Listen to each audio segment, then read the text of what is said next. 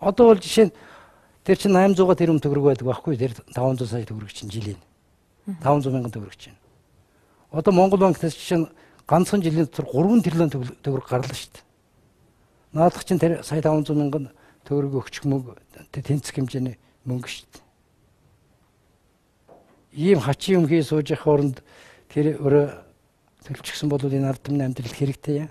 Гэхдээ бодоод үз. Өчигдөр би энэ 7 хоногийн сая өдөр би энэ яарамт нэг дэлгүүрээр орлоо. Лангуун хоос 92 оног шиг. Гэхдээ энэ яачихсан? Манай гудамж хоёрхан хүнсний дэлгүүртээ хуйлаа мааж хаалгаа аачлаа. Яаж байгаа? Худлаа өгч байхгүй болчихсон. Аж ахуй хөрөлт юм байна шүү дээ. За ард иргэдийн амьдрал ахуй угаасаа 4 жилийн хугацаанд дээшилсэн байх ёстой, агсан байх ёстой. Энийг толгоогоор хариуцах ёстой хүн бол Монгол улсын ерөнхий сайд бөгөөд түүний засгийн газрыг бүрдүүлж байгаа одоо хүнд хөнгөн араа болдог сайд нар байх ёстой.